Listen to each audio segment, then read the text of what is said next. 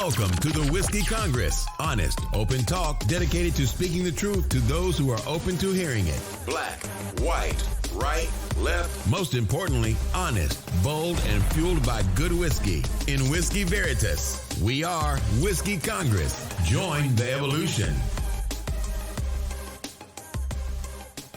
Whiskey Congress is back in session, and Stephen and I are together in the Cleveland studio after a rather busy week for one of us. So it's good to have you here, man. I know you were running around all week. How you doing? Good. You know, hanging in there. While this was going on, things got really scary to me in Russia because Poland is sending their... Well, the whole situation is fucking crazy. Prigozhin is back in the public scene, but you know, he's not dead as far as we know. I just think it was interesting that, you know, Putin killed Prigozhin. It's like, I don't know, man. Like, the whole, you know, Putin's a killer thing is what it is. You've got evidence and everything else. He ain't killing people like Prigozhin, though. He's killing fucking, just rich, annoying people that he doesn't like. Like, that's... Or does Prigozhin have security around him to the point where... But, Prigozhin is a killer. Oh, yeah. Right? Like, these are two really... bad dudes. Putin tells people to kill for him, right? That's something insignificant. Prigozhin is the killer. Often, probably the guy that Putin has sent to kill certain people. So, I just always thought the idea that Putin had Prigozhin killed. I'm like, I don't know, fam. I mean, Luka Brozny got killed. I'm just saying. Prigozhin took his army and sliced through Putin's whole fucking army like a hot knife through butter. So you honestly think that Putin's just going to be able to off this guy because his mystique is... Get the fuck out of here. The thing about him, though, is that... Who? Prigozhin. Is that he is leading a group of people that appear to be loyal to him that I didn't know... And, you know, I'm sure we talked about this, but I didn't know that a lot of his troops were released Russian prisoners who are literally go fight in Ukraine for 6 months and you get pardoned. Yeah. And... if I've got the choice of risking my life for 6 months or getting out of a fucking Russian prison, I'll take my chances on 6 months. And again, right, this is who Prigozhin deals with every day. Yes. So again, I just thought the idea, and this is more just pushback on, you know, because there were a lot of people saying, oh, Putin had him killed. I'm like, okay. Right? Like, we had this conversation. We didn't have it on air, but we had a conversation at a local bar where I was like, dude hasn't shown up in 7 days, and you were doing the pump the brakes, and then cocksucker shows up 2 days later. I'm like, motherfucker. But I mean, but do you understand my reasoning on why I thought it was so hard to believe? Look, you know, if you want to talk about Navalny or some of the other people that are out there, those are people who stood up to Putin, but they're not actual warriors and killers and people who study like murdering people and survival, right? Right? Don't get killed. So, I mean, I think it's interesting to see, and I'll be honest, I don't know what's happening there. I don't. There's so much information out there. I don't know what's accurate, inaccurate. You know, there's people out there saying that, you know, Russia is annihilating Ukraine and the war is almost over. There's other people saying Ukraine had this offensive thing, but it didn't work out great, but it's still working. Other people are saying that, you know, Ukraine is this far away from busting through and I don't know what's going on over there. As far as Prigozhin and Wagner Group go, I don't think anybody knows where they stand other than Prigozhin maybe. I know what he's saying, but even what he's saying, if you really pay attention to at least the translation, it doesn't all track. So the question is it because the translation from Russian to English isn't great? Or I don't know. And so I'm just putting out this disclaimer there that, you know, my studying of you know, European war tactics, foreign policy, all that other stuff, this is above my pay grade, right? Like I'm tapped out. And historically, we haven't really seen anything like this, right? Like if you start to, it's just like in recent history, it's just a bizarre situation. So I can't even pretend to provide you analysis on how I think it's going, because at this point, I mean, how could you not be lost? I'm actually really glad you said that, because every time I'm reading something, I'm thinking to myself, who's writing this and what is their angle? Right. And who's writing it? What's their angle? Also, who's translating it? Right. I saw, actually, right after Prigozhin did his mini coup, I saw an interview with him, and he's speaking in Russian, and I'm hearing words said to me, and I'm like, I have no fucking clue. He could be saying, Jim, when you make beef stroganoff tonight, do not put too much sour cream in your recipe, or it will be too fattening and you'll continue to head to the wrong path health-wise. He could have been saying that. I don't know. That would be fantastic if he was. No, it would be terrible, because maybe Prigozhin is listening to our show, and listening to my house, because I didn't even talk about the fact that I'm making beef stroganoff tonight. First of all, I'd be fine, because I haven't said a single bad thing about the guy. So I just need to make that clear. I don't think I have either. Oh, okay. Okay. So it's like, but in all seriousness, there's two really frightening things to me going on in Russia right now that we do know. One of them is Poland is sending troops to the Belarusian border, and Russia has said hostilities from Poland towards Belarus will be treated as an attack on Russia, which would mean Russia and Poland, which would mean NATO and Poland. Right at the beginning of this, I remember telling you I would love to know what it felt like in the 1930s in Europe, as the World War was starting to, progress. It's a weird request, but no, anyway, but I get what you're saying historically. It scares the fuck out of me, because that could be the trigger point. And in the 30s, probably no one thought, oh, we're not doing this shit again. And they did. I don't think anyone's under any illusion about the possibility of a large regional war or world war. I don't think anyone, I think everyone is on the edge of their seat trying to figure out what direction this is going to go. I don't think anyone's sweeping. I think there are people in the media that are trying to sweep it under the rug for one reason or another, but I don't think there's any government. I think most people that are paying attention to this recognize the risk of one of these other, like a third-party country, Poland, Belarus, someone making some sort of a misstep that's mistaken the wrong way by Russia. And once you pull NATO in, then it's a world war. Yeah. Right? Once you pull NATO in heavy and we get involved, right? Because it's not just NATO versus Russia at that point, right? Because then what happens is you've got North Korea, China, all these other actors in the theater that feel the need to make a move for one reason or another, to take advantage of some perceived or actual weakness that gets exposed in the scrum. And so I don't think anyone's under the illusion that I think this is different than that period of time, because I do think that people got caught sleeping, right, for World War II. U.S. being the number one, right? I mean, the Japanese come in and blow up Pearl Harbor, and just like, oh, here we go. Now, the other thing with that, though, is that, Roosevelt had been working back channels the entire time, right, leading up to that point, because as much as we projected an isolationist position, we recognized that there were, risks that we couldn't afford to not try to thwart, and there were also opportunities that we couldn't afford to not try to take advantage of. And we were, I think, trying to play the game of stay out of it, but try to manipulate as much as you can. But then Japan comes over and says, fuck you, you're either all the way in or we're going to destroy you. And so we said, oh, okay, well, that's cute. So we're going to go ahead and eradicate, the third of your country, and for a very long period of time. And I mean, but that's how it played out, right? The whole world tried to tiptoe around, okay, maybe we can appease this guy, maybe we can do whatever. But I think there's no tiptoe. I mean, I think everybody is sitting there with fucking guns on fire, missiles ready to go. You don't want that.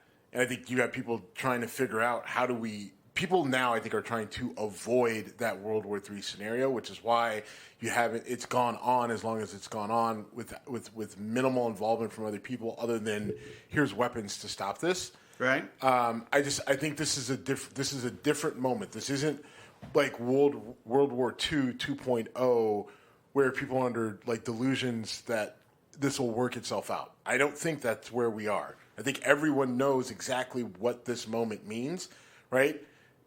Choose your own adventure. We go one way, we're in a fucking world war that may tear the whole thing down.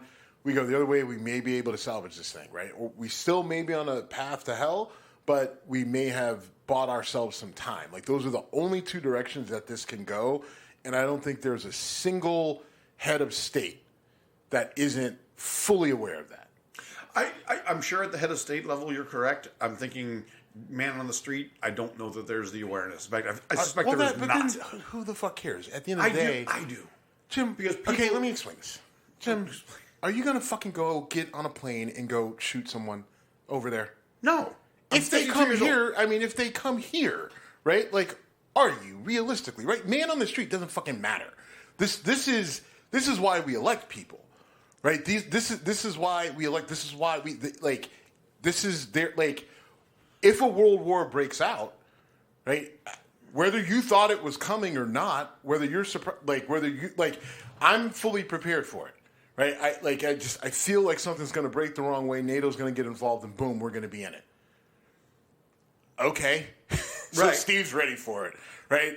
Are you going to go over there? Well, that's what I'm saying. Like, our thoughts, like, we have our thoughts on this, but those who need to be prepared for it are the heads of state. And I think in World War II, there were literal heads of state that fell asleep at the wheel. Now, them being prepared for it, does it change the outcome? Does it change the progression? Likely changes how things go, but you may not have been able to stop World War II from happening. But who knows? Maybe you could have done something. History plays out different, I think, if others were better prepared for what was coming down the pike. Now, this time, I think we are prepared for what's coming down the pike. But the issue is, I don't know if we have a clear picture of who's on whose side. Right? You're talking about in terms of, like, China and I think there's a lot more ambiguity. Yes. Then that's the thing that I think would catch the average person off the street, is how some of these other countries start to, where they go, especially African countries, Middle Eastern countries, right? I mean, I think that most people, don't put much thought into that, whatever. But then I just, my concern with BRICS, right? Brazil, Russia, Iran, China, Saudi Arabia, all that, like, I have concerns. Like, and so who's loyal to those groups? And then what all does that mean? There's a position about currency. We know the U.S. is under crazy pressure due to debt and everything else. Like, is this an opportunity? Let's try to, suck them into a war and then, pull the clamps down on them and bankrupt them. I don't know. Like, I just think this situation is a lot messier than World War II, but it's not due to lack of awareness or preparedness. Well, it is partially due to increased armament, because everyone you're talking about has nuclear weapons. Mm-hmm. And in World War II, one country had a nuclear weapon, and they used it. Yeah. And I forget who it was, but South Park dolphin and whale moment. But another thing that's going on in Ukraine right now is Russia had previously not attacked grain storage and or transport issues. And now they are. They're blowing up grain transport, they're blowing up grain storage, and that impacts the world's hunger situation. And you want to really make the whole world go fucking crazy? Make people start starving on the streets. Not that we don't have poverty, not that we don't have hunger, but Ukraine's impact on the world's grain supply is massive. And it kind of got disrupted early in the war, and then got stabilized because everyone involved said, okay, we can't have this, and now it's an issue again. And that scares the shit out of me, too. Yeah, I mean, yes. There's no ifs, ands, or buts about it. There's not a whole lot else to say about it other than it's one more thing to watch. Not that people haven't been watching it, but now you have to pay even more attention to it. And, like, not only what's the impact on the hunger situation for the world because of the amount that they supply throughout the world, but then what does that do to market prices, and then what does that do to other inflation, right? Like everything else, right? Everyone's complaining about inflation, and U.S. is I think at like 6.7% or something like that in terms of inflation, and so is this, you thought you were going the right direction, but then if you've got a pressure on a good like this, a commodity like this, then do you start to lose any sort of traction that you had, with reversing inflation? Just a lot heavy implications on what's going on over there that can't be lost. And like I said, this is so layered and complex, and there's so many unknowns. I think anyone telling you anything definitively, I would highly question their motives, their because if you can sit there and honestly say, oh, well, I can believe this, I know, then, right. Which no one should be able to, right? Even people that are directly involved, because of the number of unknowns. All we could do is look at, history. We can take the information that we know and try to apply it to this situation.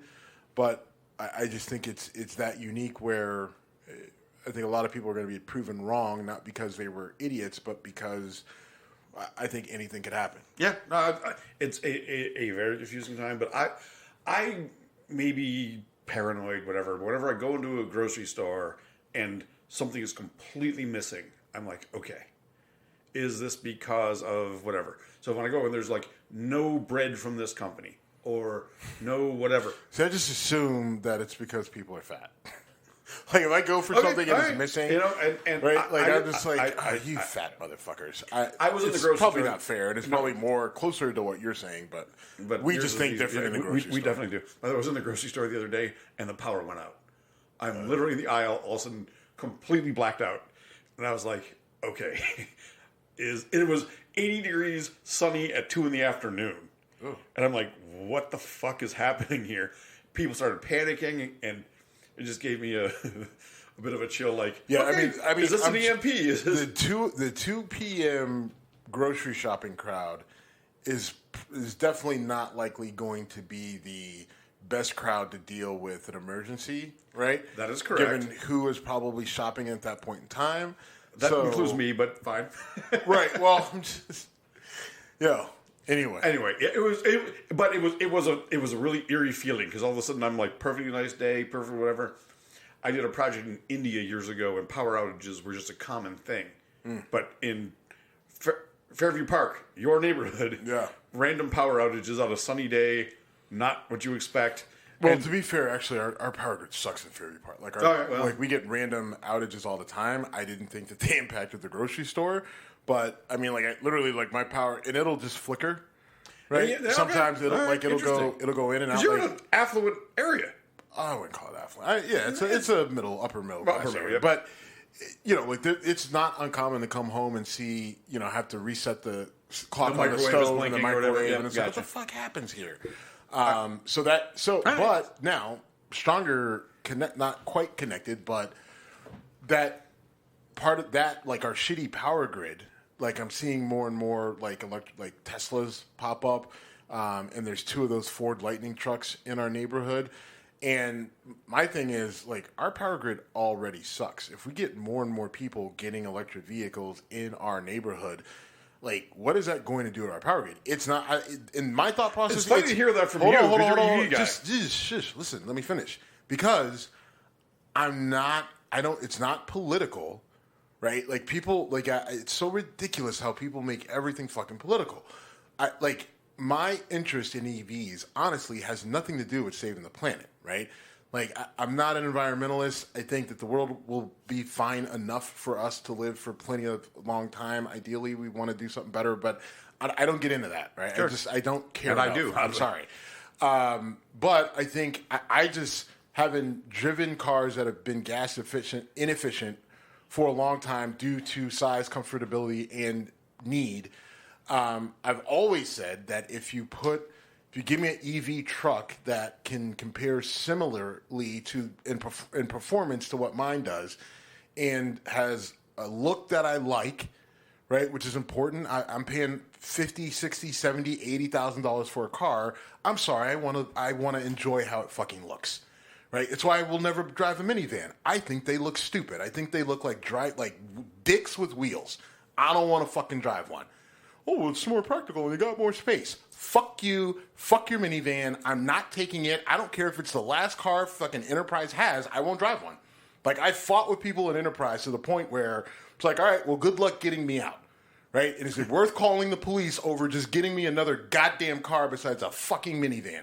So give me something that I like. So that's why I hate Elon Musk, because he got me all hyped for a Tesla truck and then he fucked me with that cyberpunk bullshit. 2 weeks in a row, by the way. Right? So then Ford Lightning comes out with this, and I kind of like, but I hate Ford, so I can't go that route. And Ram is finally starting to catch up to the game. But anyway, my whole point is, if you get more people in my neighborhood, including me, then like, will it be possible for me to like watch TV or wash my clothes? Because power, like, I have to imagine that's going to be a drain on our power grid. So that makes me think maybe it's not such a great idea. I don't know, but it's just weird. So anyway, we've gone completely off the rails. All right, so I just want to mention that there are rumors that Trump is going to be indicted again by the feds again. Nothing has happened yet. So I don't understand why can't we just wait until he gets indicted to talk about it? We can, and we can move right on to Ron DeSantis. You know, anyway. It's out there. It's talked about a lot. I know. You cannot turn it on know, the TV. and I fight back even on our social media. Like, people like, this is news. I'm like, just as a heads up, this is not news, right? Like, oh, he got a target letter. Okay, well, guess what's like, the news is the fucking indictment when that comes. Because people have gotten target letters and not been indicted. And I know people are like, no, DOJ. Yeah, I know. It sounds crazy, but people have gotten target letters and not been indicted, right? So when he gets indicted, then that's substantial, right? There's still the more substantial thing, like what the verdict is of that. But at least let's get to the point where he actually gets indicted before we, get our panties in a bunch. We've gotten 30 or a minute and a half of discussion. That's good enough for me, but it is worth keeping an eye on. You brought some Ron DeSantis news to my attention, which I did not know about. Yeah, so I mean, couple things with this guy. I guess I should be glad that I was as wrong as I was about his chances, because my concern was that and I still think my concern is valid, that if he were in the White House, he would be very dangerous.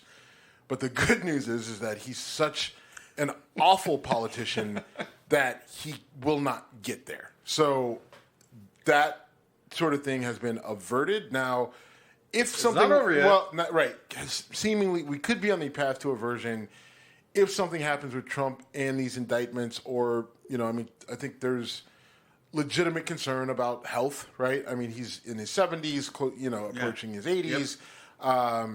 Yep. All things aside, he's heavier set. He's not, I'm sure he's probably baseline healthy. Maybe his blood pressure is decent. Maybe he doesn't have that, whatever, okay.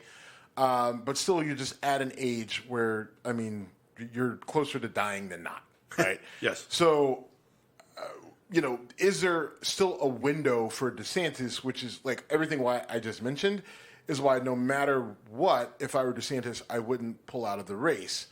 But he's so bad. And his team is really bad at the things that they put out for him, that if Trump stays healthy and out of jail, or the indictments don't get too ugly, I don't see how Trump really loses. And the other interesting thing is that Ramaswamy, Vivek Ramaswamy, who's running on the GOP ticket as well, is polling about the same as Ron DeSantis. And honestly, his campaign is what Ron DeSantis' campaign should have been, literally. Like, if you listen to what and God forgive me, Vivek Ramaswamy, if you watch him, listen to him, he is running the campaign that I told you that Ron DeSantis should have been running, which is shut the fuck up and let. Right. Well, just talk about these core issues. Stay away from Trump and the bullshit.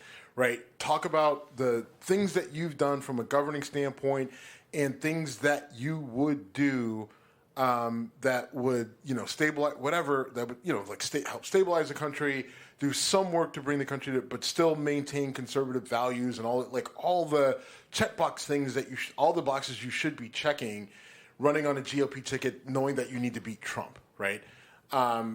Ramaswamy is following that playbook perfectly, and if you think about it, he has literally come out of nowhere, and he's running neck and neck with Ron DeSantis. Now, that's light years behind Donald Trump, but I think in this particular race, this is one, unless you're like Nikki Haley, go away, Tim Scott, go away, other two people at the bottom, Chris Christie, go away. Right, like you're polling at 3%, 5% right now. You're not gonna none of you have a dynamic enough personality or enough of a spine to say anything that's going to boost you. Right now, everyone. Chris Christie's swinging, but Chris Christie. Yeah, but we've seen this out of him before, right? And then whoever does come out, is he going to end up trying to suck their dick or put his face between their legs to get a job with them too? Right? Like, that's what I think of that guy, so I don't really give a fuck about all his balls that he has, because at the end of the day, it's all false bravado, right? I think it's interesting to see the destruction of Ron DeSantis. I'm happy to be wrong about it. Let me jump in. You're not wrong. What you called at the time was dead on. And we jokingly on the show said you should be his campaign manager because your advice would be, shut the fuck up and let this all do its own thing. And I don't think we realized what an egomaniacal, self-important douche Ron DeSantis was until he put it on display. Right. So again, I don't think you should be criticized for your call. You called it based on the data you had, and then this guy just is like, and I'm so full of me that... What the fuck? It's remarkable. And then he's so stuck on this word woke, that it's just now you have taken a term, right? Like he all right, progressive used the term woke, and then conservatives didn't like it because it was too niggery.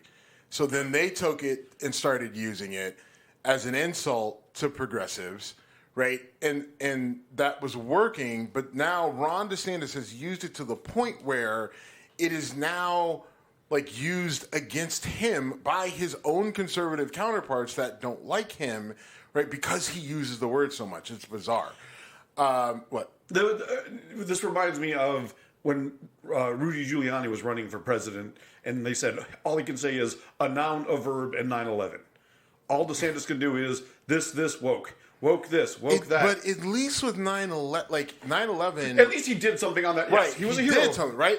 I mean, which makes it worse. Right, this is ridiculous, right? So with Ron DeSantis in Florida, and they're educated, they've changed how they're teaching slavery in schools now. And one of the key points is they're saying that the benefits of slavery is that slaves earned or learned these skills that they were able to take once they were free and use them to start careers and build wealth and jobs and family and everything else. And the system didn't work against them after that, so it was all good. It's insulting because you have to understand that the African people, whether they came directly from Africa or they came from the way of the Caribbean and the West Indies, these people had skills. They had survived forever without the involvement or experience or knowledge of white people at all, right? They knew how to grow certain roots and vegetables to eat, and they knew how to take care of meat, and they knew how to make different things. And they do you know the history of pecan ice cream? I do not. Butter pecan ice cream? I do not. So, in the South, Jim Crow, black people couldn't have vanilla ice cream because it was so good, white people liked it so much, and it was so pure and it was so white that black people shouldn't be allowed to have it. That's an enjoyment that they should not have. So, a black man in Louisiana added basically pecan. Now, he came up with the whole process of making candying and the pecans and getting it in the ice cream or whatever, but then that's how black people were able to enjoy butter pecan, or basically enjoy vanilla ice cream, was through butter pecan, right? So you take vanilla ice cream and then you basically put it on steroids, but because it's brown, then it's not as offensive to white people. I don't know, right? Racist white people are bizarre, right? And so the fact that vanilla ice cream bad, but butter pecan fine for Negroes is What's funny you to me figure is out how to when make you it say the word logical. vanilla, I think boring.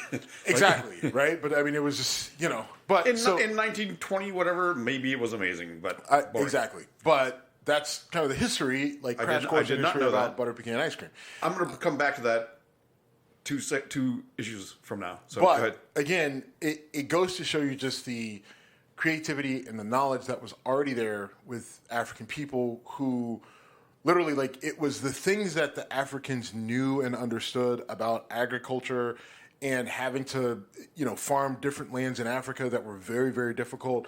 Understanding different roots, and I mean, because like there's so much that comes from medicine, from things that people brought from Africa to, take care of wounds after being whipped, and to take care of their hands and fingers after picking cotton all day or whatever, like the shit that they did with sugar in the South or in Louisiana.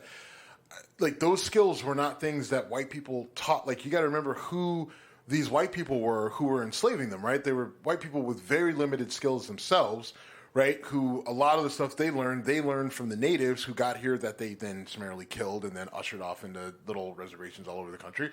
But like That was a good whitewashing. right. I mean, they were all. You had this group of people who themselves had limited skills, right, and knowledge, and the Africans brought a lot of it, which was what allowed these plantations to thrive. That gave the U.S. the power that it had because it was able to generate these goods and assets without paying a labor force. Right. Right. And so it's an insult, one, to just black people in general. It's also an insult to history and historians. And then Ron DeSantis says, well, everything we're teaching is based off of fact. And those people, I'm sure, like they went off to be blacksmiths or whatever. So this is factual, and you take your issue up with the Department of Education. You're welcome, basically. Like, Right, and that's fuck exactly you, what he dude. said. I took almost word for word what he said. So, I've had this conversation multiple times, and I've talked to you about it, where I've been in situations where someone is saying shit, and I start with like, okay, I'm going to throw something in front of you that you cannot flounder on. And I'll say, okay, we know slavery happened in this country, right? Oh, yeah. And we can say it was bad. And I can't tell you how many times people just stutter. Like, we can't say this is wrong. We can't say this is a blemish on our... And I've told you the story about the bar in Maryland when a black woman, half black, half Native American, I'm talking to her white coworker, and I said those things, and I said, like, we acknowledge slavery was wrong.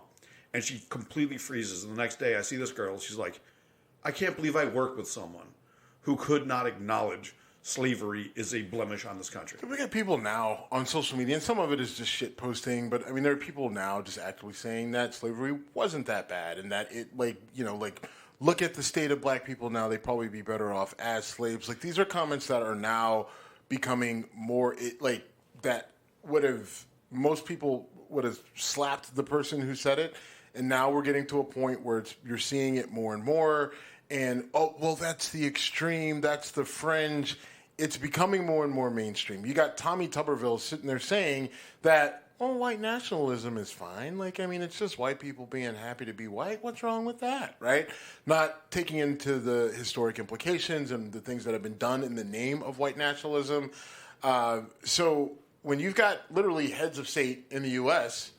trying to, whitewash white nationalism, then the idea of people saying that, listen, slavery was beneficial to black people and all, like, you can see the direction that this is going, which is why it's so imperative that people do things like vote and are engaged and understand it and not distance themselves from it and just try to stick their head in the sand. And sticking their head in the sand is I had 3 or 4 conversations in the last week where January 6th came up. And I'm in my Irish pubs in West Park, Cleveland, Ohio, and people are like, oh, I don't think it was that big a deal. The cops let them in. And I'm like, all right. I don't give a fuck if the cops then they're complicit. Right? Like, that's the part where people are just like, when they come to me, oh, police let them in. I don't see how then the police were complicit in an attempt to overthrow the fucking government. But they weren't, because they said, okay, we're going to try to keep this peaceful. That's not an accurate... Here's the problem. There were some police that said, fuck you, I'm not dealing. Just go ahead, do whatever you're going to do. Yeah. Because they knew they didn't have the support. They knew they didn't have the backup. They knew they didn't have the numbers. It was the fucking Alamo, dude. They were right. number It was 21. just like, look, was it the most courageous thing? No. Was it the smart thing to do? In some of those instances, yeah. Right? Like, it's 1, 2, 3, maybe 4 officers in a mob of 400 people or 3 or just 100 people, whatever. Yeah. Right? Like, so even if you divide it evenly and there's only 100 people, then that's 1 on 20, 1 on 25. Like, okay, I don't know if that... Maybe I do the same. Well, me, no, I'm not going to do that. I'm going to try to fight every one of them until they kill me. But that's different. You know, that particular officer didn't have that same mentality, and I'm not mad at him for it. But nonetheless, if he did let them in, even if it's a smart play, he's still complicit, right? Okay, like, you still have a responsibility. But the point is, there was a point where they were letting people in. And then there was a point where they're saying, okay, everyone's got to clear this out. And then there was a literal assault where they were bashing in windows. And... I mean, bashing in the heads of the actual police. And the police macing them. I mean, when people talk about Ashley taking their Babbitt... mace, taking their guns. Using barricades as weapons. Yes, using flagpoles as weapons. I get so mad when people downplay January 6th, as you know. And we're on the same page in that regard. We watched it live. That's the thing. Yeah. Like, you watched it fucking live. So people going, that dude, like, that's doctor. You watched it fucking happen live? We watched it live. Right. They saw what they wanted to have fed to them. No, but listen, everybody watched it. Everybody watched it. On January 6th, everybody was watching. You're wrong. You are wrong. I know so many people who... My cousin called me on January 6th, and I lost my fucking mind. He's a conservative guy, you know, Christian, whatever. He called me, and I went fucking nuts on him. And he was completely blindsided because he wanted to talk about the Bills, the Buffalo Bills. Okay. And he's like, "What's going on?" So you think he didn't? So he saw none of the coverage. He all saw day. nothing. Bullshit. He saw Bullshit. nothing. You've convinced yourself of that. But if you think that you blow up on him like that, and he at some point didn't turn his TV on to at least see what the fuck you were talking about, I refuse to believe that. You know what? I wish I was wrong on this. There's no fucking way. There is 100% way, because if you don't want to hear something that doesn't confirm your biases, you can easily ignore them. Even Ignore if them. you don't want to hear something, it's still a morbid curiosity, right? Like I will take I think morbid you're giving people too much credit. Morbid curiosity over insanity always wins out over politics. See, I think morbid. Like when you hear like they're over, you know, Ashley Babbitt had been shot, like, you know, they're rushing the Capitol, right? Like, no matter what you are politically, like the idea, like I wish we had the rating numbers on January 6th for pick a news station. Because I just, like the idea, like you do all that, say all that, it's on the news, he's got social media. So you mean to tell me at no point on January 6th he didn't take a peekaboo for 10, 15 minutes, see what the fuck was going on? I would bet money that he did not spend 2 minutes on it. The number of bets you've lost to me, I'll take that bet. Okay, well, I didn't have to bash my Beto O'Rourke. Beto O'Rourke, yeah, yes. Yeah, that wall is still perfectly intact. Yes, and I have no issue with that bet, mostly because you didn't think to actually have a counter. Like if I lost the bet, like you didn't have anything for me, so that was a great bet for me. That was a great bet for you. There were no consequences. You said something. I'm like, if that happens, I will smash that wall with my fucking head. Like, okay, cool. There's just nothing. I lose nothing here, literally. All right. Before we move past Ron DeSantis, though, you brought up the insurance situation in Florida. Well, it's so the insurance, like the homeowners insurance and even car insurance to a degree, you've got insurers pulling out of the state at a higher rate than they've had. You've got the lowest number of insurers willing to participate in that market that you've ever had. And, you know, the numbers aren't great in terms of, you know, the amount that the remaining insurers can cover and the amount of people who need coverage, right? Like, so you've got a problem that needs significant attention, and you've got a governor who is out there promoting, defending this education of slavery and talking about, you know, he just put out this big thing about how he wants to investigate Anheuser-Busch and InBev over the whole Dylan Mulvaney marketing thing because a lot of people lost a lot of money. And that's it. Did they try to manipulate the markets? Now it's utter bullshit. It's not going anywhere. right? But it's just like, why don't you investigate what the fuck is going on with the insurance companies literally pulling out of your state left and right because of the whole hurricane situation and the fact that they're just tired of paying for it, right? Like, so, and look, you can't stop the hurricanes, and the insurance companies, I'm sure, are indeed very tired of having to replace houses and everything else that get completely leveled. And I know a little bit about this because our company deals in concrete, and so there are certain requirements that are favorable to a company like ours. If we can get down there to build, requiring concrete building. But as governor, shouldn't you be actively fighting to figure out how to keep insurance companies in your state insuring people's homes so that you don't create just Florida would have the widest income differential if that were to happen, right? Because you'll only have a few insurers remaining. And premiums would be so astronomical that only a few people would be able to afford it. And then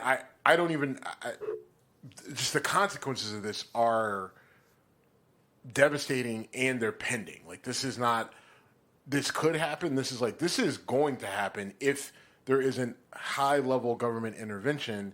And I don't know what Ron DeSantis is doing about it. And every time he's had an opportunity to at least address it, he chooses something anti-woke, some anti-woke policy that he's passed to hang his hat on.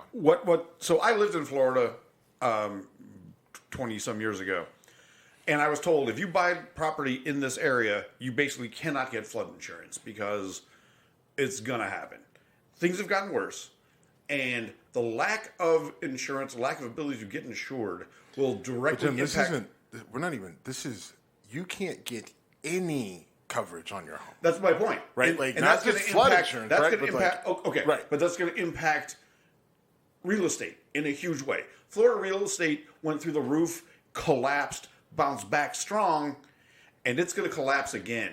If one major storm takes out your ability to get insured, I would love to have a condo on the beach in Miami, in theory. But in practice, no fucking way would I buy sea-level property in a state that's not going to insure anything. Right. I would love to have a house on Marco Island. And Marco Island got devastated in this last hurricane, and you're going to try to build a house on Marco Island. I still kind of want to, but it's just it's hard. Now, I also part of it is prototyping the 3D printing concept and specifically for Florida, so the house would be very fortified. Like, this would not be an affordable house. This would not be for affordable low income. Like, this house would be designed and to a point where it would be very expensive and not for everyone. Sorry, I can't be, happy philanthropist guy all the time. So right. See, I know in your brain now you're building your dream home on Marco Island that's elevated like 5 feet. And yes. Okay. Because that's Marco Island. Those are multi-million-dollar homes down there. It's not right. I know that was not a shot at you. It's just I know what's going on in your brain right now. Part of it is to market directly to them, right, and also have one there, right. So, but part Thank you for putting in the second. If I build the house the way that we would want to build it to showcase its resiliency, then I can get away with. I may be able to get away with whatever I can get away with in terms of sort of patching together insurance in that particular instance, and almost as a test case for this scenario. Like, hey, you guys, you're not going to be able to get your house insured down here, but what you can do is you can really, you can spend extra money on fortifying it and making it more resilient, and then whatever patchwork insurance you can get if you can afford it. So here's the way. That's what I'm thinking. All right. But anyway. All right. I'd love to move on because it'd be great to hear from Ron DeSantis on that issue. That's all I'm trying to say. Mr. Sanctimonious, you can call us at Whiskey Congress on Instagram and Twitter and Threads. Moving on, though, there's two instances of bad journalism this week that's just pissed me off. One of them was Trump hits a shitty golf shot. Literally toes a ball, shoots straight sideways, awful shot. And I know the Midas Touch Network did it. I think the Young Turks did it. If I'm wrong, call me out. But who gives a fuck if the guy towed a golf shot? there's so many legit reasons to be critical of this guy, and you want to make fun of a 70-something-year-old man who hit a bad golf shot, which, by the way, has been done by me, you, and Tiger Woods as well. Just shitty fucking journalism focusing on the stupid wannabe. I guess I would argue, part of the You've never hit a bad shot? No. I mean, I think, we know my story about playing on Tiger Woods golf course. That was like the last time I played golf because I played amazing, but every other time, every shot was terrible. You played amazing for 2 holes. I just want to put that out there. What? You played amazing for 2 holes. No, that's not how it went. I played amazing for 6 holes. I'm sorry. Course. Pay attention to the fucking stories when we tell them, Jim. Yeah, well, it's been a while. The issue, though, what were we talking about? With the Trump thing. Yeah. My issue is the sources that you list. I told you a long time ago the Young Turks were trash, right? Like, and they have proven it out. Like, they've gotten worse. Like, maybe I kind of jumped the gun on trash with them, but I didn't like them to begin with, right? Because I felt that they were incredibly slanted, and it was a lot of pandering to the left. Sure. Right? And now, like, what's that girl's name? Anna Gaspar, whatever. Yeah. She's I don't know if I'm a progressive anymore, and I'm I don't have a home. Like, they've gone too far left for me, right? Like, so Kasparian, sorry. Yeah.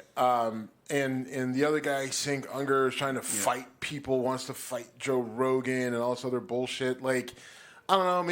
Maybe your sources are not good. There's more to them than that, though. I've watched them enough to know they're actually not good, though. Right? Like, they're just not good journalists. I would agree with you on Anna and Cenk. So I mean, but my bigger point is like But my point is, you are getting bad journalism from bad journalists. I agree with you. I agree with you. And to your broader point, there's a lot of bad journalists out there. Yes. Right. And that's part of the issue. Now, you are also going to reference Hunter Biden's attorney. Yes. Okay. Why don't you start? All right. So I see a headline. It said Hunter Biden attorney caught ripping from a bong. Mm-hmm. I'm like, all right. And then I'm like, all right. So it's clearly like a Hunter Biden attorney, drugs. He was probably smoking weed at his house in Los Angeles, where it's completely fucking legal. And by the way, I did that in my fucking house. I just don't have a balcony in LA, so you couldn't catch a picture of me doing it. I mean, not on your balcony or on your front porch. Someone could have taken a picture, but okay. Well, I wasn't gonna rat you out. We did that like a week ago. But it was a great fucking high, by the way. It was really nice. Here's the other thing, though. This is why I have a problem with it. That's a pretty big fuck up by Hunter Biden's attorney. Sorry. Like, yeah, it's California and it's legal and all that happy horse shit. But you represent a client who's got a fucking drug problem that just pled to federal charges. Part of what's in there is like, hey, you can't really be interacting with people smoking weed, right?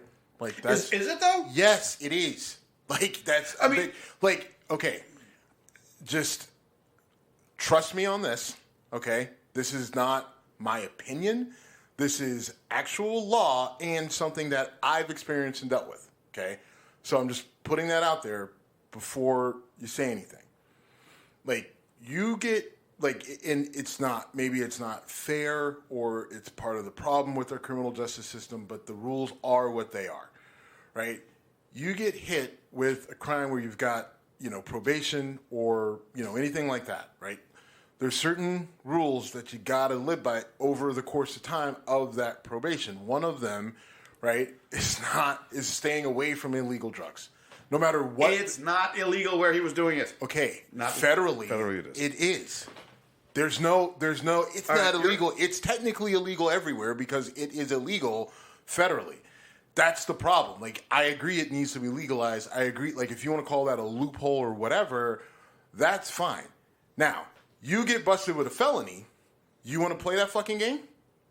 Let's say you got a felony over some shit, whatever, whoever, right? And you're just like, all right, that whole experience sucked. And they say, all right, you're on probation. One of the rules is no illegal drugs. Is your freedom fucking worth the argument that you're about to make? Well, again, he Hunter Biden didn't do it. Here's His the problem. lawyer. Here's the problem. You know why it's a problem? Because there are people saying Hunter Biden was at his house when he was doing this. That's the problem. I don't fucking know. Right? I don't know. Right. But the problem is Hunter Biden's attorney needs to know who your client is. That means you are now under the spotlight, which means I don't give a fuck what you do in your house short of killing hookers. Right? Do whatever the fuck you want to do. But you live in LA. You're Hunter Biden's attorney. You don't go out on the balcony and smoke weed. I don't give a fuck if it's legal. I don't care about your freedom of whatever. It's called professionalism and knowing how to do the goddamn job. You want to be the attorney of the rich and the famous and the politically powerful, then there's a way that you have to act in that job. This isn't bad journalism. He's a shitty lawyer. That's it. See, to me, it would be like... There's no... If Hunter Biden's my client, you won't see me anywhere near an illegal drug. Why? Because what is one of the biggest issues about my fucking client is that he's a goddamn crackhead. But in L.A., he's not breaking... I don't give a damn, Jim, and that's the fucking problem with you people. There are fucking rules. There are rules that you need to abide by, whether they're written or unwritten. There's a certain level of professionalism. And that sloppy thinking is what gets us into this bullshit. All he had to do was I'm not saying don't smoke weed. All I'm saying is keep that shit in your house. And if you don't like the way weed smells, they've got vape pens and you can still get just as fucking high. What in the actual fuck? Why is this so fucking hard? Like, I see people defending this guy and like there are other attorneys and I'm like, what the fuck is wrong with you? Sorry, I'm hitting my vape pen. Here's the thing. All right, here, let me put it to you this way. That was kind of a dick move on my part. No, it's not. Funny. Do you, could you just imagine, Johnny Cochran ripping a bong, right? Yes. Dealing with OJ on his balcony? Not on his balcony. No fucking way. I mean, now, was he sitting there Johnny chewing? Cochran going, get me out of this fucking nonsense. I got to fake putting a glove on. Can I imagine that? Yes, I fucking Was he crushing edibles before that? Yeah, maybe. I don't know. I would have been. But I'm just saying, all right, listen. So what you're saying, all of that is valid and fine, and it's true. And if that's the fight that you want to fight it. But here's the thing. You know what I like, Jim? I like to fucking win. I like to win, and I like to have the upper hand, and I like to have the advantage. That bullshit. You ain't winning with that attitude. You don't have the advantage. You now have given the advantage to your fucking opponent. Because when you're Hunter Biden's attorney, you're not just his attorney in the courtroom, right? You're now up against the media. You're against people like me. You're against everybody, right? So your head has to be on a swivel. You have to be thinking about every possible angle representing your client, right? When you're at that level, I'm sorry, that's the way it is. And there's not an attorney at that level because I deal with these people on a daily basis that don't think that way. This guy is a fucking liability. Let me throw an analogy at you that I think is going to basically toss you the rock. This is like Michael Cohen getting out on probation and then going to a fancy New York steakhouse and like, dude, you were told you had to stay at home. You're at Peter Luger's. I don't know if it was Peter Luger's. I don't remember which steakhouse it was. It was one of the big ones. Yeah. Might have been Spark. Anyway, one of the big ones. That's what you're saying here, basically. Like, you're sticking your face out in public. That's even different, though, because that's Michael... Well, he was the direct one involved. That's Michael Cohen, right? Like, yeah. And at that point, we've established that Michael Cohen is an idiot, right? So, I mean, but to your point, yes, like, image, perception, we can get as upset about it. Oh, it shouldn't matter. I don't disagree that it shouldn't matter. But it does. But we live in fucking reality. Right? So if you're going to take that job and you're going to cash those paychecks from Hunter Biden, I think you owe your client a certain level of professionalism and discretion. Yeah. Right? Even in your own actions. Right? Like, I'm not saying that the police should have gone and kicked his door in. Right. Right? But absolutely, that's the game that you're playing. You took Hunter Biden because you wanted the high-profile case. You wanted the attention. You want the money. You want other clients like that. If I'm someone of Hunter Biden's, stature, at this point, am I hiring him? Right? I know that's a very valid point. I'm just that's my stance on it. That's right. You're a lawyer. I'm not. But it's just like, but and it shouldn't you're be. making sense. You're making sense. I just need to understand, at least acknowledge that I'm not fucking crazy here. This isn't what makes you crazy. Okay. I like the phrasing there. Thank you. Now, to your point about it not being news, I think it is because you are because of the game that you're in, right? Like, I think this is even different than the golf thing with Trump, because the golf thing with Trump or Marjorie Taylor Greene, that's so stupid, right? That's just kids making, like, that's just trying to be a bully. Look at you. Right. Which is the fucking point. You're not supposed, you're arguing against that shit, then you do it. And then you do it. This is different, though, right? Because, again, if you've got, like, and it's just, so Hunter Biden's a crackhead, and we know it. Yes. Right? So his lawyer sitting here is just smoking weed on the balcony. So, and by the way, smoking out of a bong that could be something other than weed. Well, exactly, right? Like, so then it's just like, so if his lawyer's just openly smoking weed on his balcony, California or not, like, what else is this guy doing? So Hunter Biden just can't get away from people who do these types of things. Now, weed is common, everybody uses, that's all, but that's not the perception. And you have to, like, at that level, I think you have to take that into account. It's not like we're talking about somebody in fucking Cuyahoga County Common Pleas Court, right? This is the son of the president of the United States. The bar has to be higher. It just has to be. No, I don't even like Hunter Biden. I know. I don't. Right? I don't think the guy creeps me out. Right? I for damn sure don't like his dad. Right? But I'm just saying, like, to sit there and say it's bad journalism, it's smart journalism. Right? It's like, what? Like, that doesn't raise. You're not raising any eyebrows. Like, no, it's smart journalism in the sense that you're getting us to talk about it, getting clicks, getting whatever, over what I'm calling a complete non-issue. But you're right. It's better than... What if Hunter Biden was there, though? What if he was there? I've said it 100 times. I don't give a fuck about Hunter Biden. I don't either. But the thing is, he is the president's son. He is. He has caused way too much fucking trouble at this point. Yeah. Right? Not only just in the media, but actual legal trouble, not to mention the guy who knows what's happening with their money coming in and out. Right? Like, I don't think Hunter Biden is clean. I don't know if Joe Biden is clean. He may be not. I don't know what the veracity is of the all these whistleblowers saying this and that and the other thing. But whether we want to care about him or not, like, there shouldn't be, like, he doesn't work for the government, whatever. Right. Like, it's not like, which is where I go off, right? It's like when and everyone's like, oh, well, with Trump's kids, like, Ivanka worked for Trump, Jared Kushner worked for Trump in the White House. Right. They had official positions. Like, Jared Kushner got security clearance that he shouldn't have got. Right, like, so, like, there's, and that's not my opinion. That's fact. That's fact. Now Eric and Don Jr. didn't work in there, but I mean, Eric and Don Jr. went out of their way to make sure. Well, more Don Jr. to make sure that they were in the limelight in the media. Sure. And so people are like, oh, well, like, why don't you, like, dude, Don Jr. keeps throwing himself in my face, right? Like, so with Hunter Biden, it's like, he's not even the one throwing himself in everybody's face. It's the media throwing himself in everybody's face. But, like, the shit that he's doing, it's like... kind of piggybacking what you said before, when the coke in the White House thing came out and they said, well, Hunter Biden was in the White House Friday and it was found on Sunday, my 100% reaction was, why the fuck is he in the White House? Go to Camp David, see your dad, go to your place in Delaware. Stay the fuck out of Washington, dude. Yes. You are toxic. Yes. That is one where we fully agree. All right. Right? I mean, if I'm Joe Biden, it's like, I'll meet you. I love you. I'll be wherever. But son, I am the president of the free world. I can meet you anywhere you want to meet. The one place we cannot meet and you cannot be is 1600 Pennsylvania Avenue. Yes. Yeah, that was and I'm sure it's a tough conversation to have, but you know what? We just discussed it the other day. I'm the same age as Hunter Biden. Well, I mean, look, I don't even think that's a tough conversation to have. With all the hard conversations you've had to have with your crackhead hooker hiring, recording yourself with a gun and hookers and drugs, son. Having pictures of your dick getting...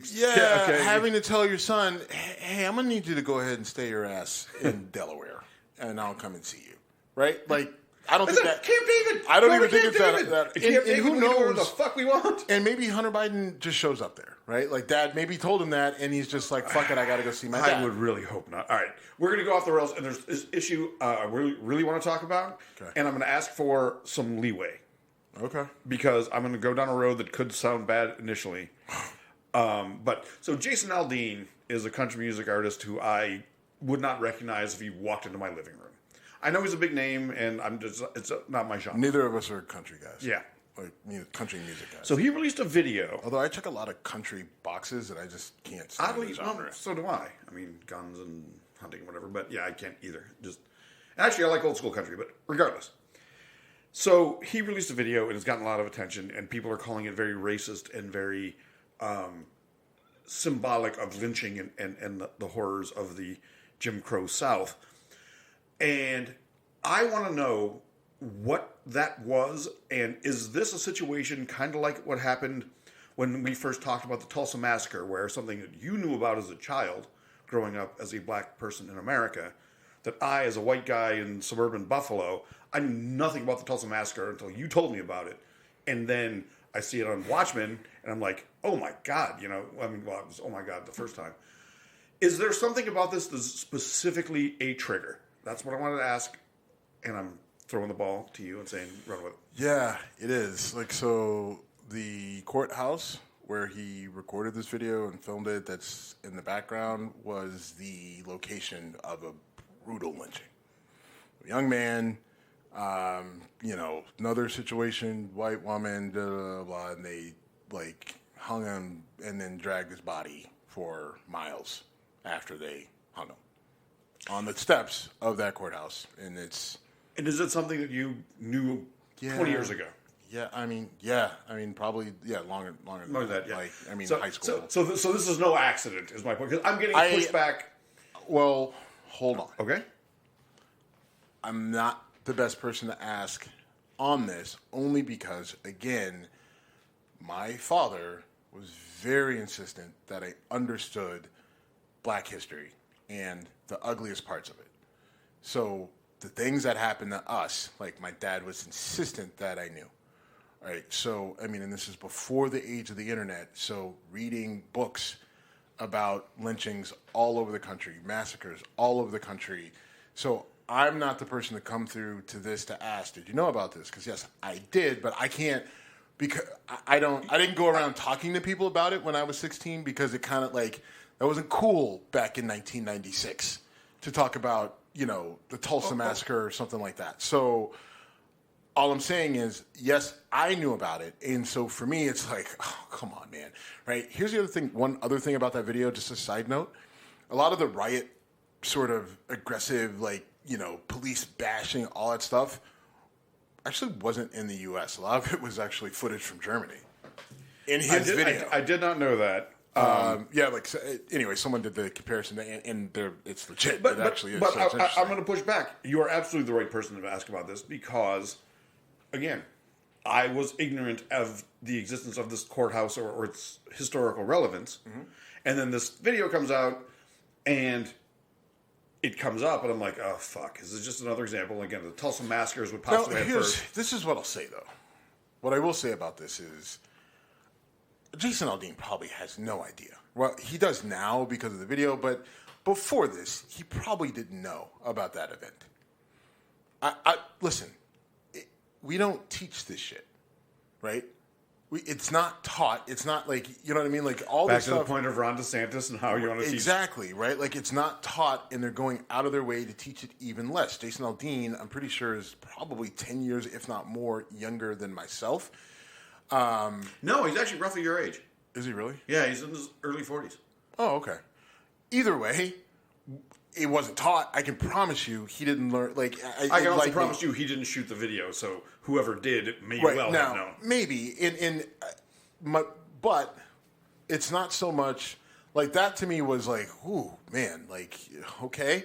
That felt understanding the historical context of the location, if you truly knew it and you hear what he's saying, it feels like a threat, right? The first time I watched the video and I'm looking at it and I'm putting two and two together and I'm piecing it together. Then I watched the video and listened to it again with the lyrics and everything like that. I felt threatened. It came across oh. Say word. It's right, because I'm not Antifa. I think Antifa is bullshit, right? Like you're in the camp of, oh, it's not a group, it's an idea, and whatever. I'm in the camp of, it's just a bunch of fucking snotty punk ass progressives that want to fight but can't fight, so they do bullshit like cover their faces and swing bats at people. Now, I don't know who's doing that, and I'm not sure. I guess we're not allowed to call them Antifa because Antifa is just an idea. But whoever that group is that has connections to the idea of Antifa, they're a problem. I don't like them. But that song doesn't feel like it's truly about Antifa. That song feels like you black motherfuckers are coming in and fucking everything up with your bad behavior in your cities and everything that you're doing, and somehow that's impacting us. Keep your shit out of our town, and if you people come to our town, we're going to fucking shoot you. That's what it felt like, right? I mean, and then it's like, ooh, Jason Alrdean, right? Where the fuck were you when shit was going down in Uvalde, right? Where were you? What was going on in that small town? on Ahmaud Arbery, by the way. Right? Right? Like a small town. I forget the town Ahmaud Arbery was shot in, but it wasn't big. Right. And the people. It was somewhere in Georgia. But it was like literally people felt comfortable saying, not only are we going to murder this black guy, we're going to record it. Right. I don't know if that. So what I'm saying that these small towns have these great values. Fuck you, dude. Well, I mean, to your point though, that actually bolsters what Jason Alrdean is saying, right? Because it's a small town, and they thought that there was a bad person coming into their town, so what did they do? Now, They murdered him, and that's a crime, right? But it's still along the lines of what Jason Alrdean is saying. You know what? I guess I'm treating Ahmaud Arbery as a human. Maybe Jason Alrdean would not. Well, so it's getting murdered in exactly. in a small. If you want to give me the small town values bullshit, having gone to college in a small town, you went to college in a small town. Wait, but hold on. But like, that's exactly it. What did I say? I listened to the song and I felt like it's a threat, right? And so what happened to Ahmaud Arbery is the ultimate threat. They fucking threatened him and then they killed him, right? Like they acted on it. And so to me, all right, like it seems like almost like he would put that up as, this is what happens when you come to our town, and it's a shame that what happened to those guys and them being in jail for doing what I said should be done. That's how I view his song, and it's just like I think you just basically broadcast white privilege. Right, yeah, a little bit. I kind of did, didn't I? I mean, little bit. I'm not proud of it, but realistically, I said like my perception is this awful thing happened in a small town. Don't give me your small town values bullshit, and you're like, no. You're justifying murdering people who don't look like us. Right, like that's the direction that he's going. You know what? None of this is scripted, and I kind of feel stupid right now. I mean, here's my other thing, too, with Jason Alrdean, is like, I mean, I look at towns like Uvalde and Parkland, and it's just like, so where was all that shit there, right? Like, your fucking police caved. Right? Yeah, true. Like, you had a fucking crazy person that came into your town. Who cares if it wasn't Antifa, right? It's just some asshole that's literally killing your children. And the people who were supposed to do the protecting literally pussed the fuck up. So I don't want to hear it, right? Like, I mean, like people want to talk about defending the Parkland cop or whatever. It's just like, look, when bullets fly, especially around kids, you have one of two reactions. You run, save yourself. Can't necessarily blame you. It's survival. Or you save the fucking kids. Those who run and save themselves, I don't blame you, but you suck, right? Period, point blank, the end. If your job is protect kids and you don't protect kids, you're not good at your job. But if you're a fucking adult and kids are around, I'm sorry, in a civilized place, your job is to protect the kids. It's everybody's job, right? It takes a village, that whole thing, that's like a real thing. Yeah.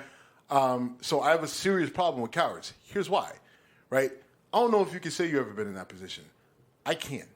On more than one occasion, where bullets are flying, and literally, I saved the fucking kid. No, I know. You were on the east side, and you were... Yeah. No, I'm not telling the fucking story, and don't poo-poo it. What I'm saying is... I'm not poo-pooing anything. Well, it's the way, tone matters, but my point is, Jason Alrdean, I don't want to hear your shit about your small town, about what you got, how Billy Badass you guys are, because when the shit came, right, if you mean to tell me that the only time you guys are Billy Badass is when it's a certain type of enemy. Now we have even more problems, right? Because we've seen this happen in fucking small towns, right? And all your bullshit doesn't matter. And then when you were in a big city in Vegas and you were fucking taking fucking fire from that psycho at MGM or Mandalay or whatever the fuck it happened at, What did you and your people do? You ran. You ran like everybody else would in that fucking sort of situation. Now, here's the other thing, right? Like, I don't know. Well, no, actually, I won't say that. But oh boy, it was that. Yeah. Listen, if I'm taking my first of 3 timeouts, right? But do I think his song was just smack you in the face racist? No, but I get what he's getting at, and he thinks he's just a good old boy protecting small town values and everything else. But it's either you're just completely ignorant to what is actually happening around you and in these small towns and everywhere, or there was some intent there to kind of dig it into the progressives and the niggers you don't like. And he's got a little bit of history of racism, and he, has no issue sporting the Confederate flag and everything else. So I'm not giving him the benefit of the doubt. I also don't think he's well read in history, so I will also give him the fact that I don't think he knew a lot of the history behind it. But then when you put together his track record of bullshit from a racism standpoint, you take the actual facts of history, recent history, and experience, and you put it all together, you just get someone I genuinely don't like. And he lives in Nashville, by the way, which is not a small town. No, I mean, and I think I've said it on the show before. Nashville is white people's Atlanta. Yep. And I stand by that wholeheartedly because you get the same result, right? It's just overcrowded, overpopulated, very expensive. They both not think, as diverse as right. It's not all that diverse, and both groups think that this is the bastion of their particular thing. But then most people go down there and can't afford to stay, and they end up going back to whatever fucking actual small town they came from. All right, we're already way long. We got 2 more things on the board. We could skip. Well, let's skip those and push those next week. Next week? Yeah. Wrap it up. Okay, we are at Whiskey Congress on Instagram, Twitter, and Threads. Threads. Thanks for listening, and we're done. Yep.